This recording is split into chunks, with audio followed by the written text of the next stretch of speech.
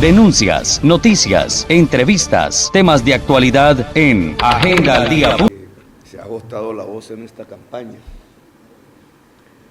El alcalde de Cúcuta me va a ganar es por mi voz, no por la tarima, sino por mi voz.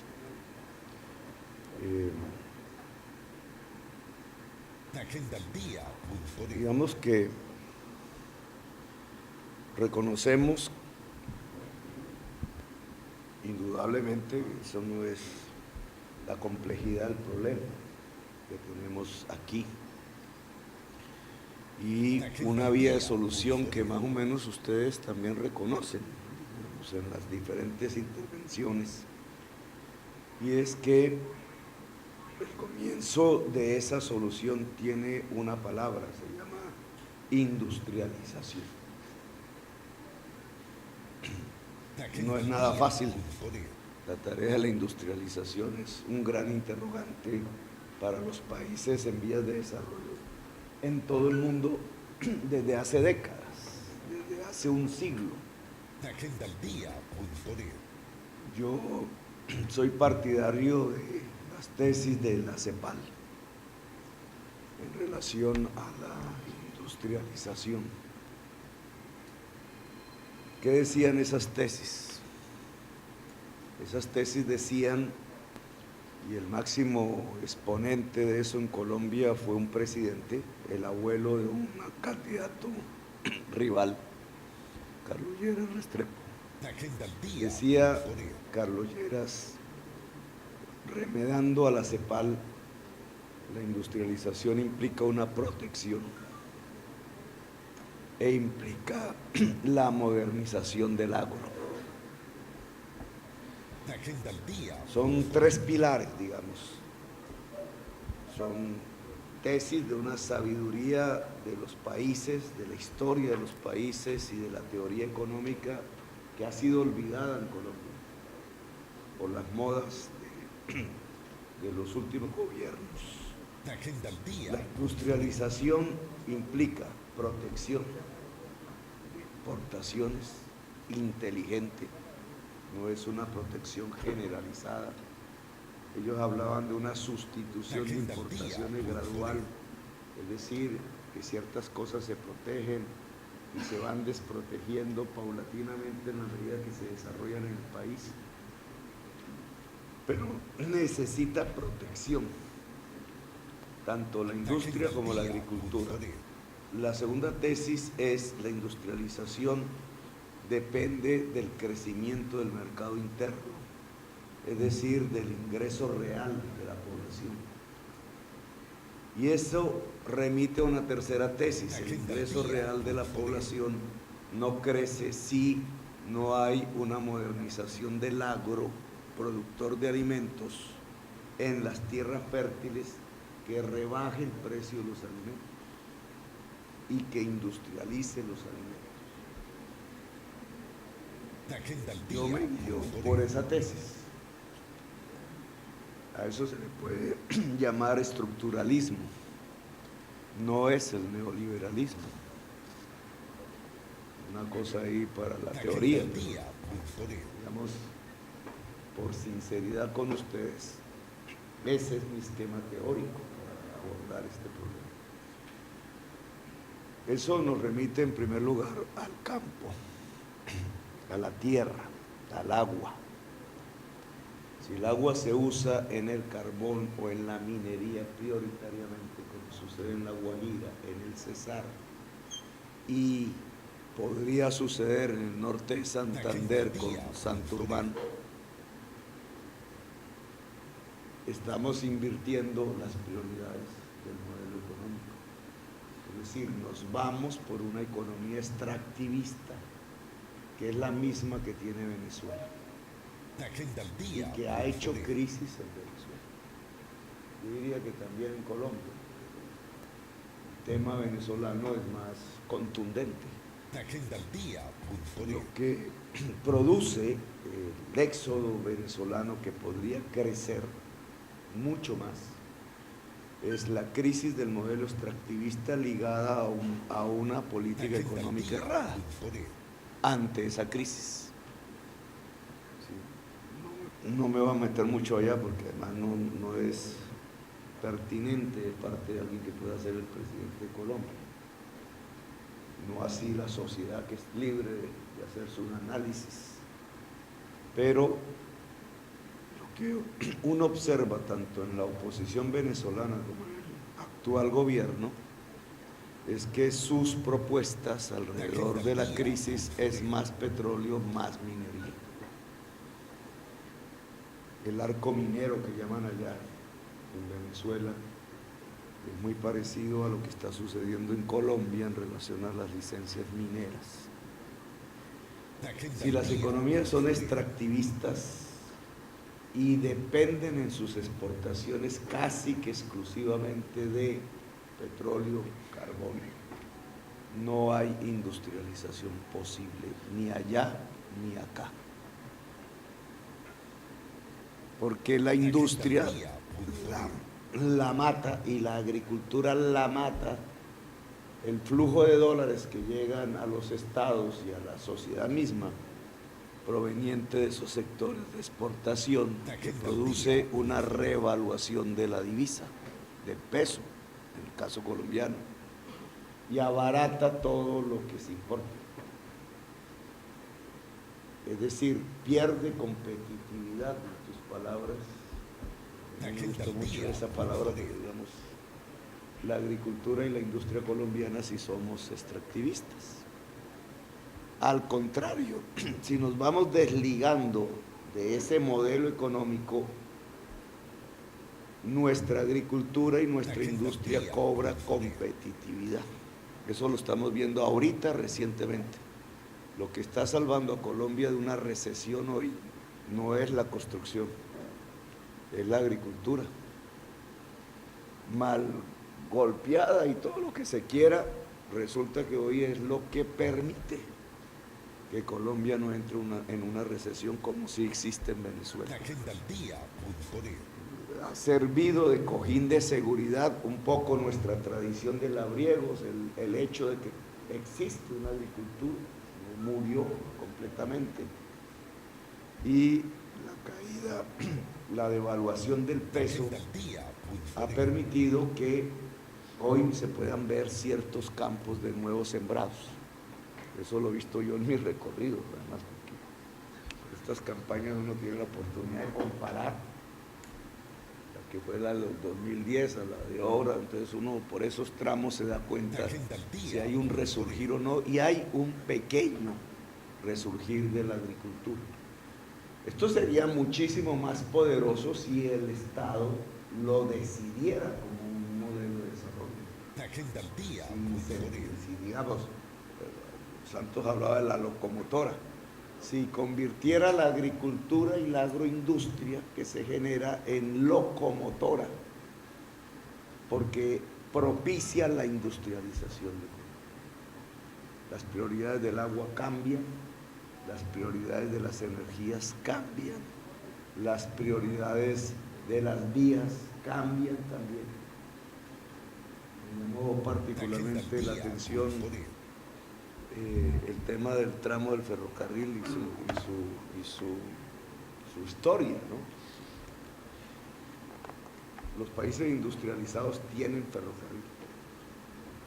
No hay método de transporte más barato y menos contaminante fuera del mar o de ciertos ríos navegables, que Colombia no es que tenga tampoco muchos, que el ferrocarril.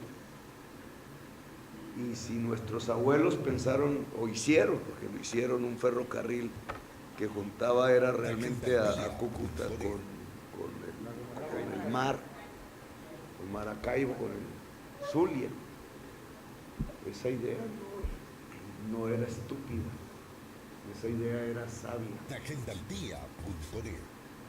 abuelos tenían cierta sabiduría. Seguro que vinieron alemanes a ayudar a hacerlo, ¿no? Me imagino. Pero digamos, esa historia hoy debería ser reconstruida. Porque los ferrocarriles son los instrumentos del transporte de carga y de pasajeros funcionales a un modelo económico que se centre en la agricultura y en la industria. Esto no quiere decir que vamos a acabar con nuestras fórmulas. Aquí en estas campañas siempre pues, termina cada frase convertida en una especie de disparo, de balín. No, lo que pasa es que el transporte multimodal, que es como se llama, cambia la geografía de la movilidad. Para ponerlo en términos más exactos, por mi experiencia en Bogotá, es lo mismo que si lo hace uno en metro en Bogotá. No es que se acaben los buses, sino que cambia las direcciones de los buses y los supedita al transporte principal, que es el metro. Me llama la atención porque, y saliendo un poco ya de la teoría y a la práctica, lo concreto, la agricultura productora de alimentos. No es que yo esté en contra de la palma africana o de los cañaduzales en el Valle del Cauca o la industria bananera de exportación del Urabá o de la zona bananera de Santa Marta. No, para mí el principal problema de la agricultura colombiana es el latifundio improductivo, que tiene su geografía. Caribe, Magdalena Medio, Piedemonte Llanero, fundamentalmente.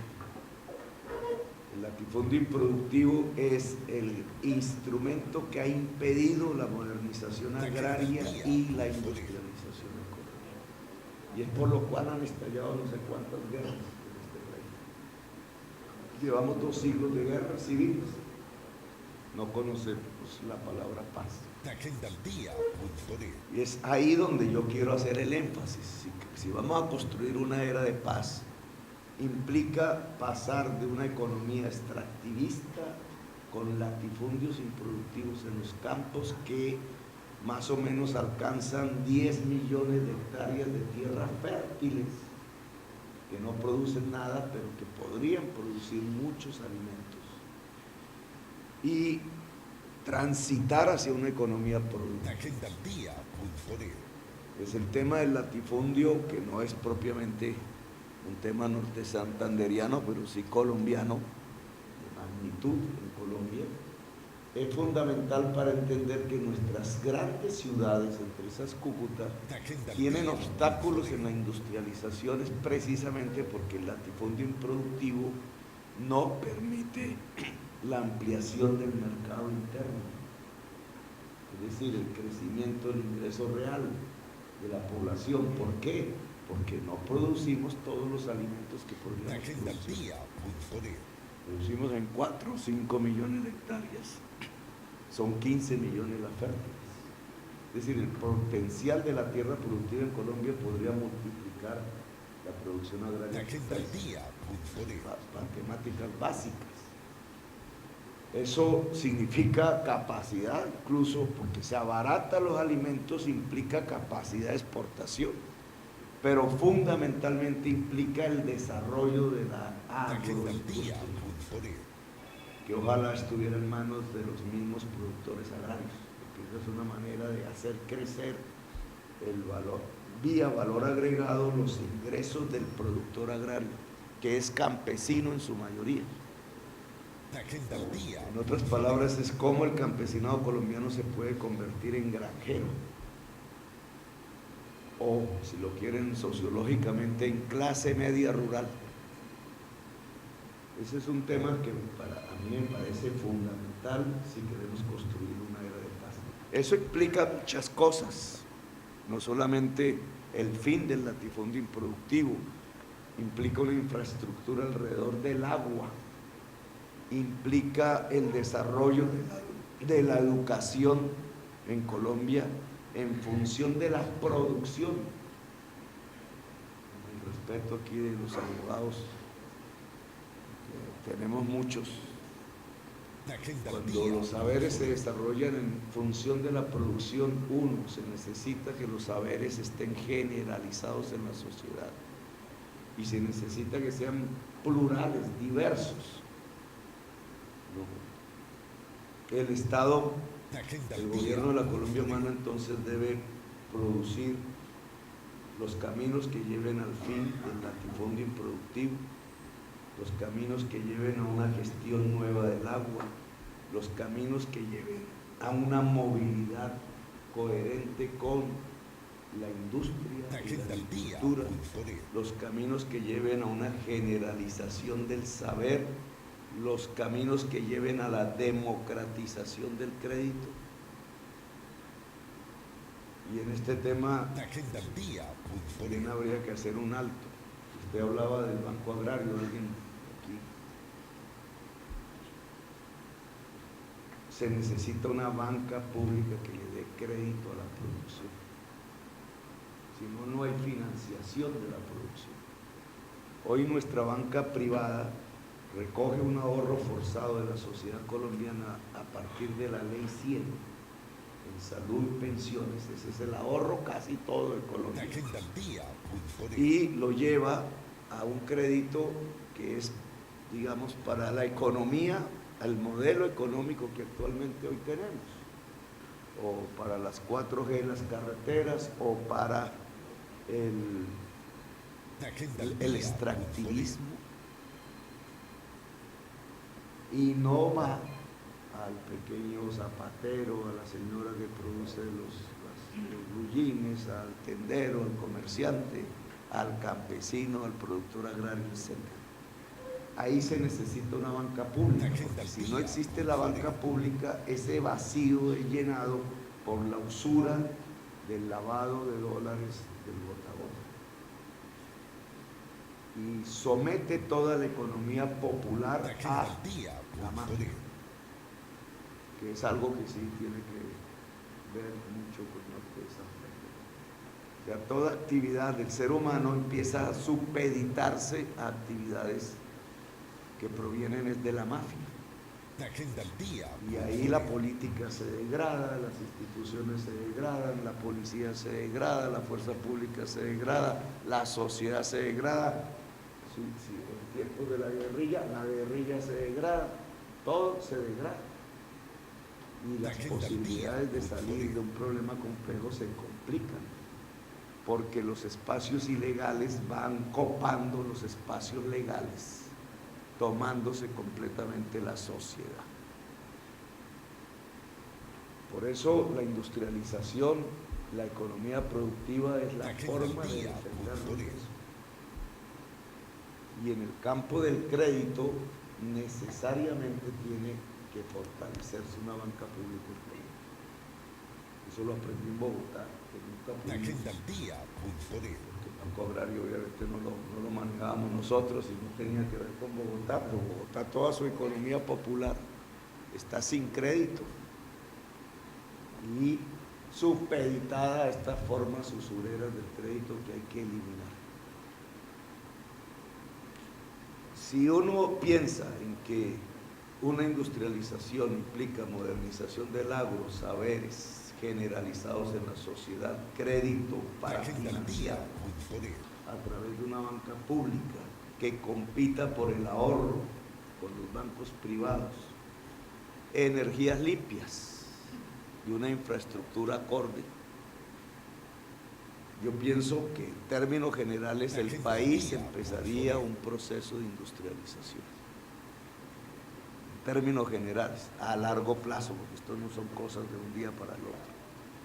Y Cúcuta tendría una oportunidad. La oportunidad de Cúcuta es ser una ciudad agroindustrial, pensando en Venezuela.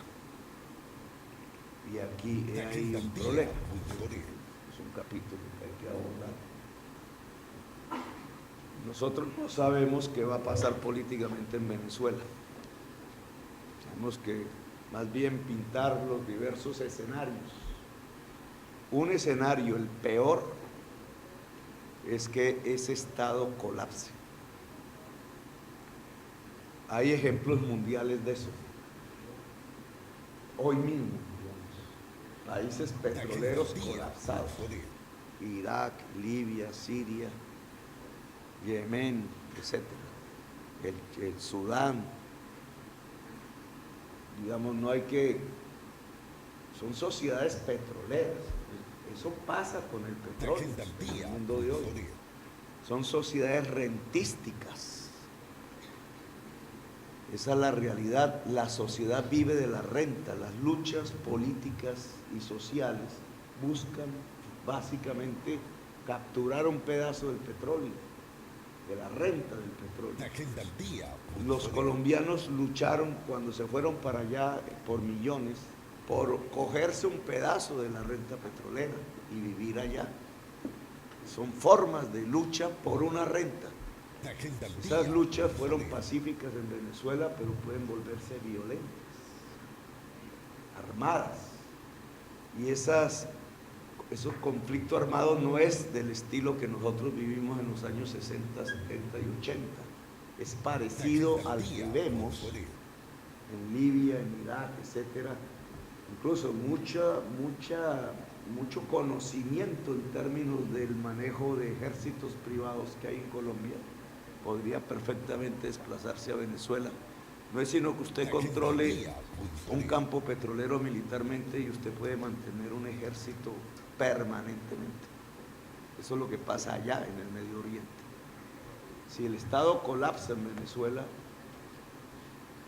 no es reemplazado por una democracia, como fue la ilusión respecto a Irak o respecto a Libia, sino que es reemplazado por el colapso, es decir, por la caída del Estado, por el éxodo de la sociedad y por la toma de control de agrupaciones armadas X de diversos tipos. Una fragmentación incluso de la Guardia y del Ejército de allá y de las instituciones de allá. Ese es el peor escenario, porque eso traería millones de personas a Colombia. Y así sea de paso, porque no sabemos bien todavía esos flujos migratorios, cómo es que se están moviendo. Pareciera Colombia un país de paso, pero así fuese de paso, provocaría el colapso de Colombia, porque nosotros no estamos preparados por eso. Si no aguantamos lo que tenemos, mucho menos una avenida de 4 millones de personas, que pueden venir fácilmente porque hay 4 millones de colombianos. Lo primero que piensan los colombianos en un colapso es volver a su país. Ese es el escenario peor. Entonces, un gobierno colombiano en los próximos años lo que debe trabajar inteligente y diplomáticamente, porque no hay otro método civilizado, es impedir el colapso de Venezuela, porque ese sería el colapso de Colombia, y permitir que esa sociedad decida su régimen político, porque al final son ellos los que deciden. Pero en cualquiera de los escenarios, sea que gane la oposición, sea que gane las fuerzas oficiales que llaman, o una tercería que en mi opinión ojalá apareciera, pero yo no la veo, no sé si mi ignorancia o lejanía en los últimos años no me permita captar. Ojalá hubiera una tercería. Cualquiera que sea el escenario político, no de colapso de Venezuela, debe el gobierno colombiano tramitar diplomáticamente una normalización de las relaciones. Y esa normalización pasa por recuperar el mercado venezolano para la producción agroalimentaria colombiana, que es la gran oportunidad que yo veo. Existió, no es carreta, eso existía. Y Cúcuta puede solucionar, si se vuelve una ciudad industrial, su actual crisis. Es más, aún con el paso de venezolanos que empiezan por Cúcuta, debe verse como una oportunidad, siempre y cuando no sea un colapso ya para la industrialización de Cúcuta, porque es una fuerza de trabajo que está tirada en las calles, que habrá sido educada o semieducada en Venezuela, diversa, que tirada en las calles es un desperdicio económico, social y humano, que si estuvieran en industrias en Cúcuta junto con los colombianos de Cúcuta, perfectamente podrían ser el cimiento de un proceso de industrialización en Cúcuta muy poderoso, tal cual sucedía con la migración en Nueva York. A pesar que la migración en Nueva York en el siglo XIX era hacia el oeste, permitió que esa ciudad se volviera la gran ciudad industrial de los Estados Unidos. Para eso se necesita un Estado que apoye la industrialización. Y volvemos a las tesis. Tú, digamos, el programa que ustedes presentan aquí es de la Cámara, ¿cierto? De la Comisión Regional de la Comisión Regional, pues plantea el tema de la industrialización, pero no le pone la concepción, claro, porque es una discusión política. ¿Cómo se industrializa un país? Esa es una discusión política, no es sustentada en teoría económica, pero es básica. Y temas puntuales. La construcción. Si usted mira las estadísticas del DANI, los constructores no se fueron. Bogotá es la ciudad que más creció en BIP, 18.000 en mi gobierno, ¿no? Me refiero al gobierno, 18.000 unidades. Y vivienda social en general, llegamos a casi 70.000 unidades, de lejos, por encima de Medellín, la segunda ciudad constructora del país, de lejos. Lo que pasa es que nosotros no hablamos de política de vivienda, nosotros hablamos de política de hábitat, que es diferente. Es un concepto más moderno, del siglo XXI. Porque hábitat no es simplemente tener un apartamento, una casa, sino dónde está ubicada, qué vías tiene para poder producir la gente que vive ahí. No, dejan abandonada la casa. Qué espacios públicos, qué humanización, qué servicios. Y ese fue el choque de la concepción de política de hábitat de Bogotá respecto a la vivienda del gobierno nacional. La nuestra era superior. Y solo por motivos de geografía y de locales, digamos, bogotanos, nosotros creemos que una inmensa ciudad como esa, de las más grandes del mundo, no puede dedicarse a expandirse en el territorio, depredando sus propias condiciones de sostenibilidad. Si lo pone un símil, es lo mismo que sucedería si se deja explotar la minería en el páramo Santander. Le quitas la sostenibilidad a 2,5 millones de personas aquí. En Bogotá le quitas la sostenibilidad a 9 millones de personas. Entonces lo que propusimos es que la política de hábitat de Bogotá, que ya ha disminuido el déficit de vivienda nueva casi al 3%, ese no es el problema de Bogotá, era redensificar el centro para disminuir los problemas de congestión, los problemas de costo en la ciudad y los problemas de segregación social en la ciudad. Y los constructores nos entendieron, a diferencia de Camacol. Porque con el debido respeto, la Junta Directiva de Camacol está configurada no por constructores, sino por propietarios de las tierras que rodean las ciudades. Entonces abogan por una política de expansión. Pero el constructor no le interesa dónde se construye, su negocio es construir. Y entendieron que se podía construir en el centro, y si usted visita Bogotá, aún hoy, encuentra que el centro de la ciudad mantiene decenas de grúas de construcción. Ese es el fruto de una política de hábitat.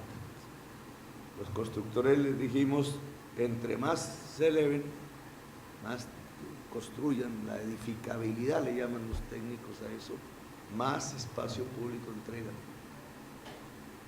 Dijeron que eso era ponerle costos y aumentar el costo de la vivienda, dijo el ministro de Vivienda Henao.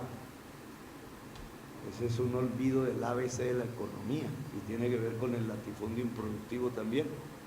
Si usted le pone cargas al uso del suelo urbano, dependiendo qué es lo que quiera en una ciudad, lo mismo que al latifundio, lo que se produce no es un alza del precio de la tierra, sino una baja del precio de la tierra.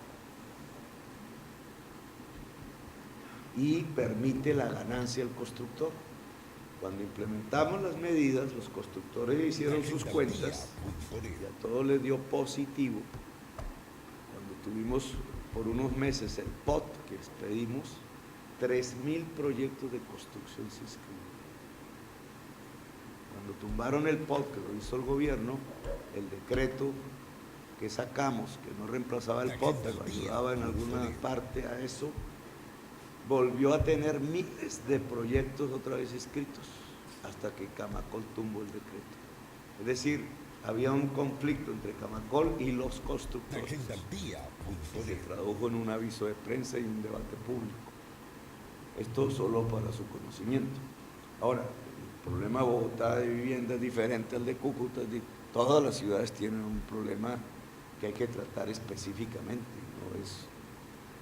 No puede hablarse de un modelo para exportar a ciudades que son diferentes unas de otras.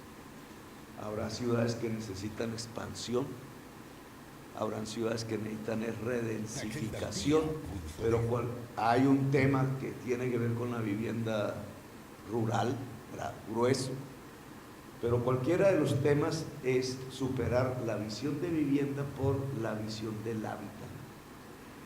Y en esto, en el tema de energías limpias, que es otro punto puntual, digamos, otro aspecto puntual, nosotros estamos hablando de una transición, ¿no? Ojo, esto no es un golpe de la noche a la mañana, no. Es plantear una transición acordada y financiada. ¿Por qué? Porque el mundo va a dejar de comprar carbón en el corto plazo, no ni siquiera en el largo plazo. En 10 años, la demanda de carbón en el mundo va a bajar sustancialmente.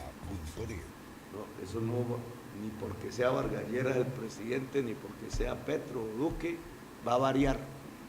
La demanda de carbón se va al suelo. ¿Por qué? Por el cambio climático. Lo primero que va a operar alrededor del cambio climático es el desuso del carbón, antes que el desuso del petróleo y antes que el desuso del gas, en ese orden. Entonces, ante el desuso, Colombia es el quinto exportador mundial de carbón, luego es un problema para nosotros fundamental. Los venezolanos se pueden dar más tiempo, los colombianos no nos podemos dar ese tiempo porque lo que más exportamos es carbón y ese es el que el mundo va a dejar de demandar en el corto plazo. Entonces implica un plan de contingencia y el plan de contingencia tiene que ver con las energías limpias para Colombia. De acuerdo a las estadísticas de Estados Unidos, las energías limpias emplean 10 veces más mano de obra que las energías sucias.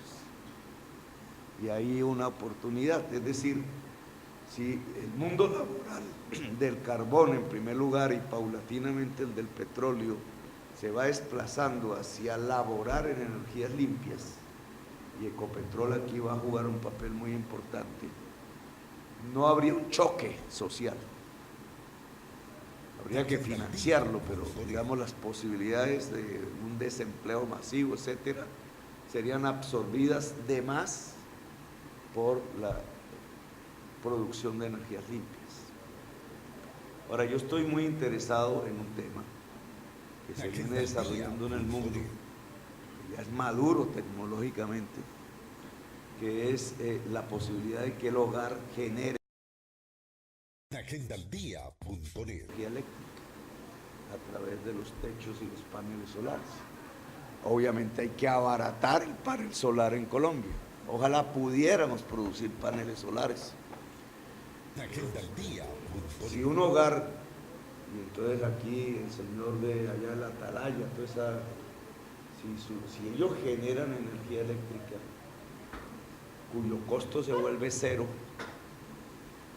¿cierto? La moto habría que ya hacer los números en Cúcuta, porque entonces frente a la gasolina venezolana no es lo mismo que en Bogotá, o que en Barranquilla, o que en Cali, porque habría que hacer los números específicos con el mercado venezolano. Pero si el costo de energía se vuelve cero en un hogar, es altamente probable que sea más barata la moto y el carro eléctrico. Es altamente probable que el sistema de transporte de la ciudad deba pensarse en términos férreos, eléctricos, tranvías, en el caso del Cúcuta, no buses. Un problema como el contrabando de gasolina, hay que hacer los números, porque nosotros no lo hemos hecho, los invito a ustedes a hacerlos, que es donde estamos ubicados. Es altamente probable que disminuya entonces un problema de ilegalidad alrededor de la gasolina. Pero, sobre todo, nos produce un aumento de competitividad en la producción frente a Venezuela.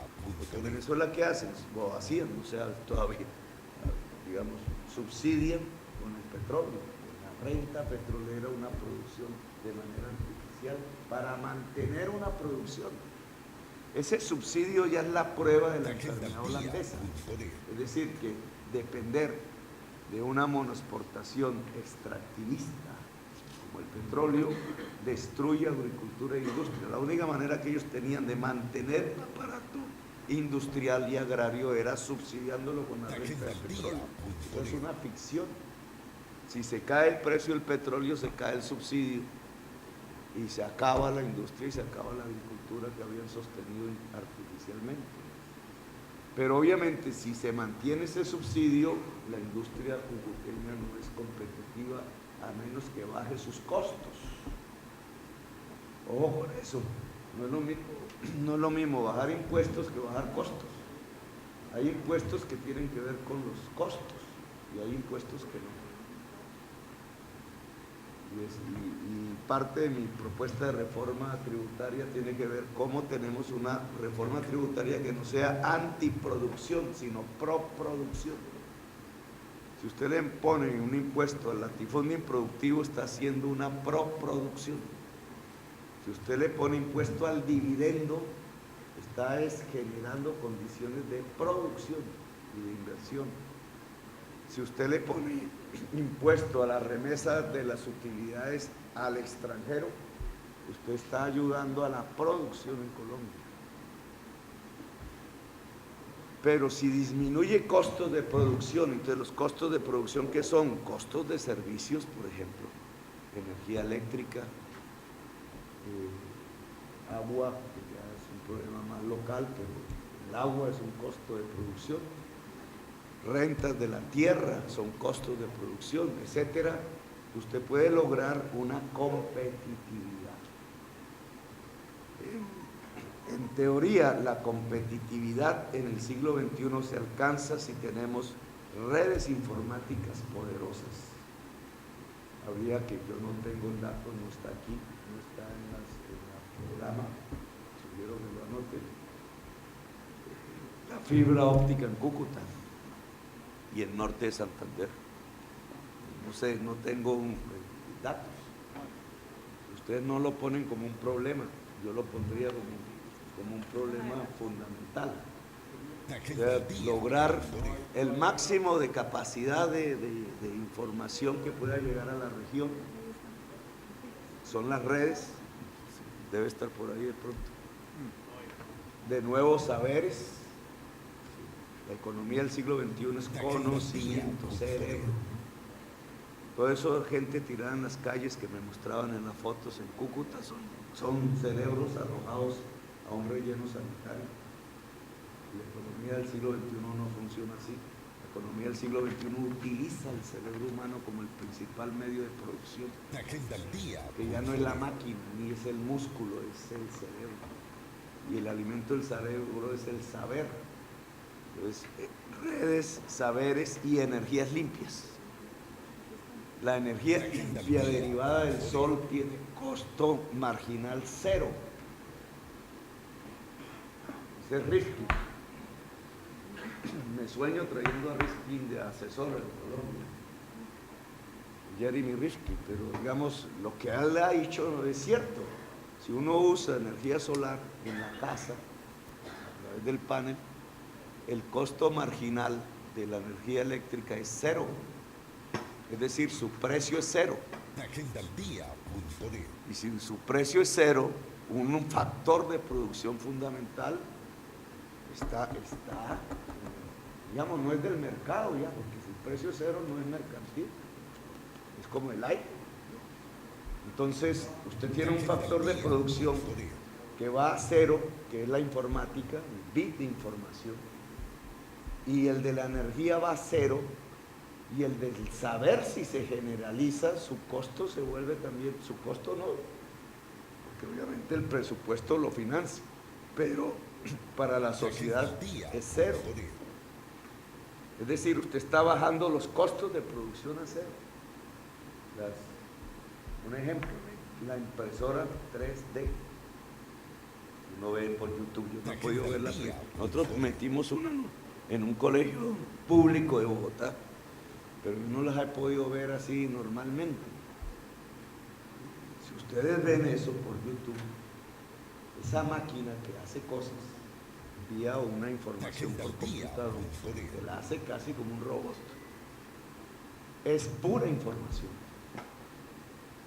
Y si la información es cero, entonces casi que las máquinas del mundo industrial del siglo XXI se vuelven costo marginal cero.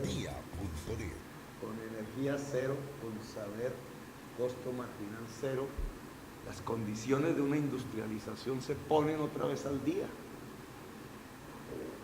Y eso en Cúcuta. Entonces, ¿qué significa?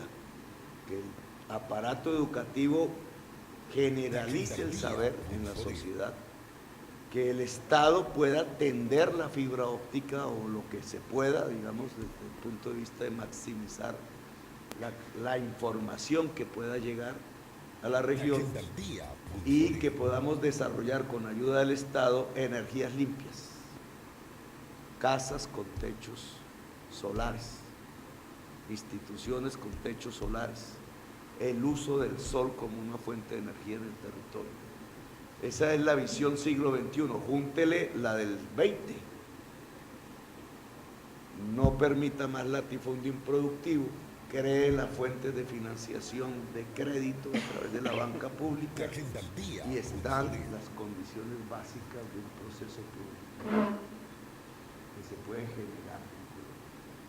Ahora, esto no tiene que ver con fracking, no tiene que ver con petróleo, no tiene que ver con carbón, no tiene que ver con los movimientos políticos que defienden el latifundio, no considera que defender el latifundio o que desmantelar el latifundio sea un atentado a la propiedad privada, porque la propiedad sobre la tierra tiene una función social y ecológica desde 1936 en Colombia. Esto tiene que ver con ponerse a la altura del siglo XXI. Y en una perspectiva que yo quiero que quede clara. Digamos, no es la guerra con Venezuela. En diferentes escenarios que ojalá no ocurra el del colapso violento. Es un escenario. En diversos escenarios nosotros tenemos que normalizar las relaciones con ellos, porque eso es, ese ferrocarril es el ejemplo. Entonces, ferrocarril sin Venezuela no sería posible, pero la salida más rápida de Cúcuta al mar y al mundo es ese ferrocarril. No es cómo se llega más rápido a Bogotá, no discuto que no se haga, no es la prioridad no es Bogotá. Incluso la prioridad, les diría, no es cómo llegamos al río Magdalena para que por el río Magdalena solo salga carbón y entre todo lo que es importado. Es bueno, es interesante, porque es la integración de Colombia, obviamente, pero Cúcuta tiene que pensar en el mundo. Y la forma de pensar físicamente, en movilidad, la articulación al mundo, es lo que nuestros abuelos hicieron. Ese ferrocarril debería ser hoy, obviamente no la foto esa de puente de madera, sino los ferrocarriles de hoy. son eléctricos, rápidos, súper cómodos, bueno, ustedes lo conocen, no tengo que demostrar que un ferrocarril es bueno. Y ese debería ser un acuerdo con Venezuela. Cualquiera de las cosas que puedan pasar allá es cómo esa vía se vuelve otra vez una vía central para el Táchira y para el norte de Santander. Bueno, yo dejo ahí porque creo que me he extendido y el alcalde de Cúcuta me va a ganar a punta de que yo acabe con mi voz. Gracias. Bueno, ferrocarril de madera, queremos de hierro. Bueno, doctor Gustavo, muchas gracias por el espacio y a todos ustedes muchas gracias también por acompañarnos el día de hoy.